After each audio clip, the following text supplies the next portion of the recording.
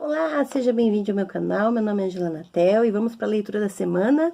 Eu quero ler um trecho desse livro aqui, o Antifa, o Manual Antifascista do Mark Bray.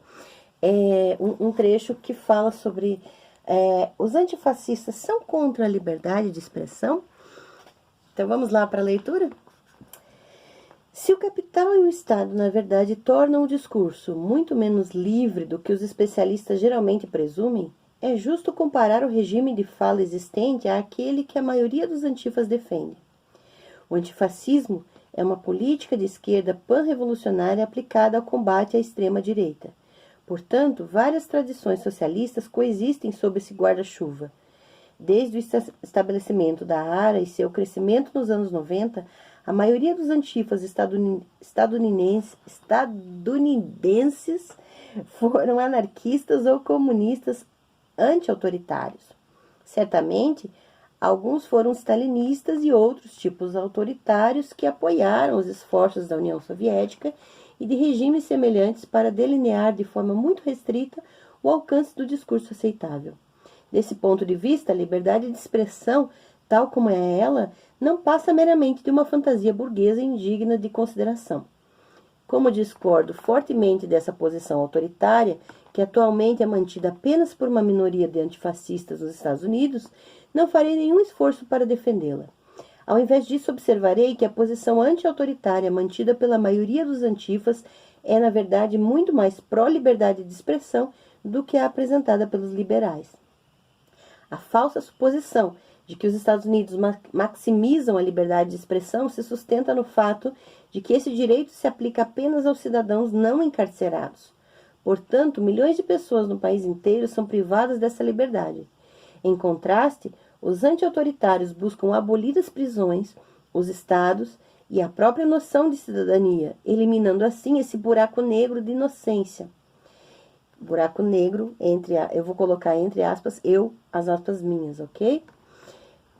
Eles também pretendem construir uma sociedade sem classes e pós-capitalista que erradique as profundas discrepâncias em nossa sociedade. Ao não destinar recursos para as prisões, a polícia, os militares, a sociedade pós-capitalista seria capaz de promover mais a educação, as artes e as pesquisas em prol do coletivo. A criação de uma sociedade sem classes eliminaria a maioria dos crimes decorrentes dos antagonismos capitalistas, e por isso Antifa argumenta que os métodos de justiça restaurativa devem substituir a polícia e as prisões na abordagem dos conflitos sociais. Em vez de colaborar com regimes opressivos em todo o mundo, os anti-autoritários desejam destruí-los, organizando-se solidariamente com aqueles que estão resistindo ativamente entre as classes populares. O princípio anti-autoritário de autonomia individual e coletiva promove uma visão da diversidade e pluralidade humanas, que está em desacordo com a sufocante homogeneidade da cultura de consumo vigente no capitalismo.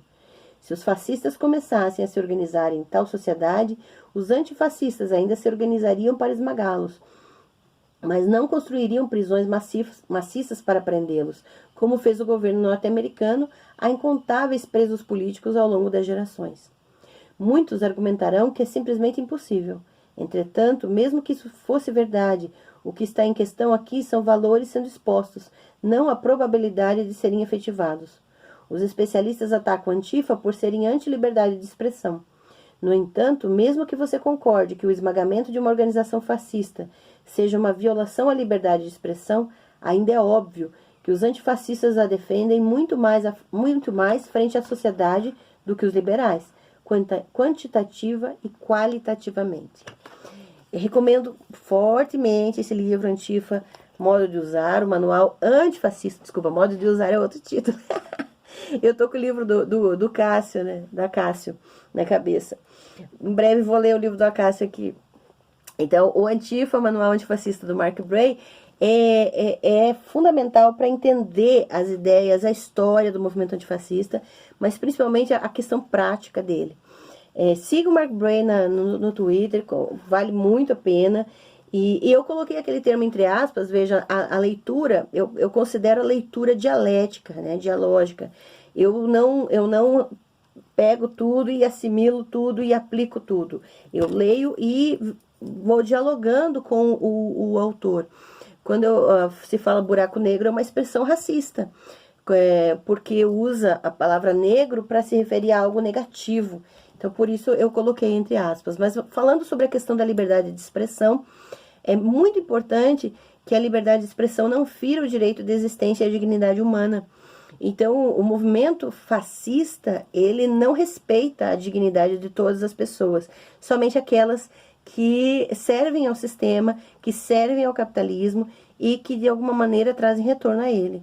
Então, aqueles que se levantam contra o sistema, eles são automaticamente marginalizados deste, e sua dignidade, seus atributos e sua propriedade humana, ela é desrespeitada. Então, nesse sentido, a liberdade de expressão, ela tem que estar conectada ao direito à vida plena em sociedade, de forma colaborativa. E aqui fica a dica da semana, e boas leituras, recomendo, curta, compartilhe, se inscreva no canal, e vamos espalhar leitura e conhecimento numa dialética de leitura, ou seja, nós não somos folhas em branco, não somos passivos, nós dialogamos, conversamos e precisamos conversar sobre esses assuntos. Grande abraço e boa semana para vocês.